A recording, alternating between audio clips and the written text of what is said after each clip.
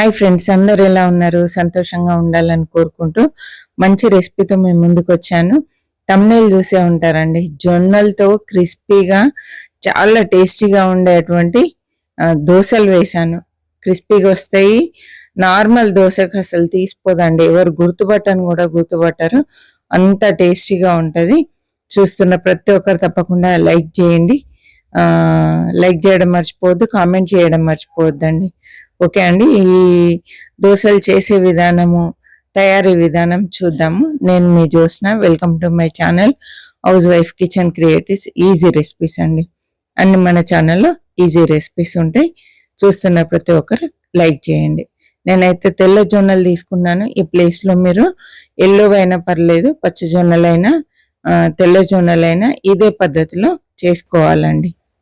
Millets అయినా పర్లేదు, ఇదే కొలతలతో చేసుకోండి, పర్ఫెక్ట్గా వస్తాయి. నేనైతే 2.5 గ్లాసుల జొన్నలు తీసుకుంటున్నానండి. మనం ఏదో ఒక గ్లాస్ కానీ కప్పు కానీ తీసుకొని ఆ కొలత ప్రకారం తీసుకోవాలి. నేనైతే 2.5 చిన్న గ్లాసెస్ జొన్నలు తీసుకున్నాను. హాఫ్ గ్లాస్ బియ్యం అండి. మీకు నచ్చితే వేసుకోండి, లేదా స్కిప్ చేయొచ్చు. కాకపోతే బియ్యం వేస్తే కొంచెం స్మూత్గా వస్తుంది దోశ, లేకపోతే కొంచెం రఫ్గా ఉంటుందండి. అందుకే నేను కొన్ని బియ్యం వేసాను. అదేవిధంగా ఏ గ్లాస్తో అయితే మనం జొన్నలు తీసుకున్నామో అదే గ్లాస్తో ఒక గ్లాస్ మినపప్పు వేసుకోవాలి. ఒక పావు గ్లాసు శనగపప్పు వేసుకోవాలి. అదేవిధంగా కొన్ని మెంతులు వేసుకోవాలండి. శనగపప్పు మాత్రం పావు గ్లాసే వేసుకోవాలండి. ఇవన్నీ వేసుకొని చక్కగా శుభ్రంగా ఒక 3-4 సార్లు కడగాలి. ఇలా మంచిగా రుద్దేస్తూ నలుపుతూ చక్కగా కడిగేసుకోవాలండి. ఎందుకంటే జొన్నల పైన మట్టి దుమ్ము ఉంటుంది, శుభ్రంగా కడగాలి. ఇలా కడిగిన తర్వాత మనము ఈ గిన్నె నిండుగా నీళ్లు పోయాలండి. ఒక వంతు పప్పులు తర్వాత జొన్నలు ఉంటే 3 వంతుల నీళ్లు పోయాలి. మూత పెట్టేద్దాం. ఇంకొక చిన్న కప్పు తీసుకుందామండి. ఇందులో ఇప్పుడు పావు గ్లాస్ అటుకులు వేయాలి. అన్ని కొలతలు కరెక్ట్గా చెప్తున్నాను, జాగ్రత్తగా వేసుకోండి. మెత్తగా దోశలు కావాలంటే మాత్రం హాఫ్ గ్లాస్ వేసుకోండి. క్రిస్పీగా కావాలంటే మాత్రం పావు గ్లాస్ వేసుకోండి. ఇవి కూడా శుభ్రంగా కడిగి నీళ్లు పోసి పెట్టేయాలండి. మూత పెట్టేద్దాం. మూత పెట్టి ఒక 3 నుంచి 4 గంటల పాటు చక్కగా ఇవన్నీ నానాలండి. ఎందుకంటే జొన్నలు కాబట్టి కొంచెం ఎక్కువ టైం పడుతుంది. ఇప్పుడు చూద్దామండి. ఒక 4 అవర్స్ నానబెట్టాను. 4 అవర్స్ నానిన తర్వాత చూద్దాము. నైట్ 8 అయింది అండి. రాత్రి 8 గంటలకి ఇలా నానిపోయాయి, చక్కగా నానాయండి.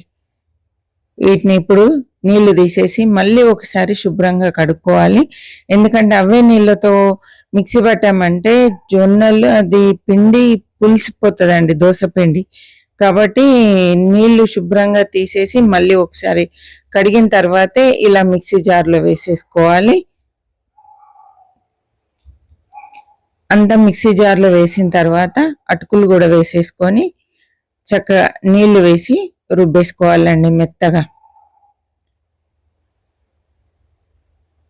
కొన్ని నీళ్లు పోయాలండి. ఒక హాఫ్ గ్లాస్ వరకు, పెద్ద గ్లాస్ తోటి హాఫ్ గ్లాస్ వాటర్ వేసాను. చక్కగా రుబ్బేద్దాం.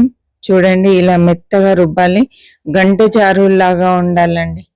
చాలా సాఫ్ట్గా అయింది. వేళ్ళతో ఇలా అంటే స్మూత్గా ఉండే విధంగా రుబ్బుకోవాలండి. ఇప్పుడు ఒక పాత్రలోకి తీసుకుంటున్నాను. స్టీల్ పాత్రలోనే పెట్టాలి. అల్యూమినియంలో పెడితే ఎక్కువ పుల్లగా అయిపోతుంది, పులిసిపోతుంది, ఆరోగ్యానికి కూడా మంచిది కాదండి. స్టీల్ గిన్నెలోకి తీసుకొని 3/4 వంతు ఖాళీ ఉండేలాగా చూసుకోవాలి. ఎందుకంటే జొన్న పిండి ఎక్కువగా పొంగుతుందండి. మూత పెట్టేసి రాత్రంతా ఉంచేయాలి. ఇప్పుడు చూద్దామండి. ఉదయం బ్రేక్ఫాస్ట్ టైంకి నేను చూశాను ఎలా పొంగిందో. చూసారా పిండి?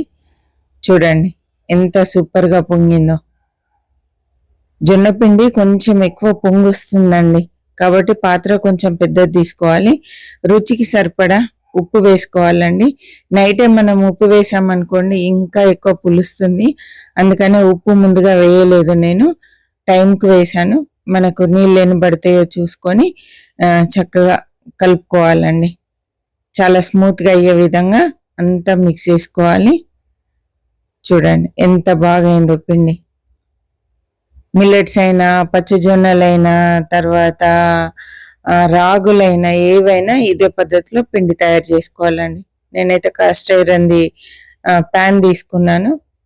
చూడండి, పేనము, దోశ పేనం తీసుకొని నూనె వేసి చక్కగా ఉల్లిపాయతో రుద్దితే చాలా మంచి టేస్టీగా దోశలు వస్తాయండి. పేనం కతుక్కోకుండా ఉంటుంది, తర్వాత టేస్ట్ కూడా చాలా బాగుంటుందండి. ఇలా పిండి రుద్దేసిన తర్వాత ఇప్పుడు కొంచెం ఆయిల్ వేసుకోవాలి. సైడ్స్కి అయితే నిండుగా వేయాలండి, ఎందుకంటే ఐరన్ పేనం కాబట్టి అతుక్కోకుండా ఉండడానికి కొంచెం ఆయిల్ ఎక్కువ పడుతుంది. ఫస్ట్ ఒక రెండింటికి ఆయిల్ ఎక్కువ పడుతుంది, తర్వాత నార్మల్గా వచ్చేస్తాయండి. ఇలా సన్నగా తరిగిన ఉల్లిపాయలు, తర్వాత క్యారెట్ అన్నీ వేసుకోవచ్చు. నేనైతే నార్మల్గా ఒక ఉల్లిపాయ మాత్రమే వేసానండి. చక్కగా ఇలా గోల్డెన్ కలర్లోకి మారిన తర్వాత దోశను ఇలా తీయాలండి.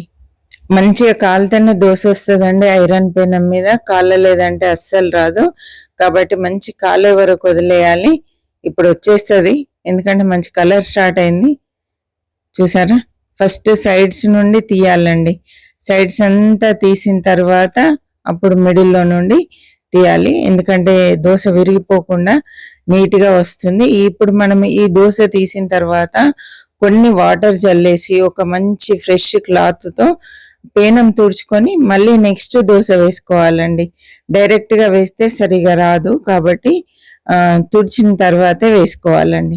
చూసారా ఎంత బాగా వచ్చిందో, చాలా క్రిస్పీగా చాలా టేస్టీగా వచ్చినాయండి దోశలు మాత్రం.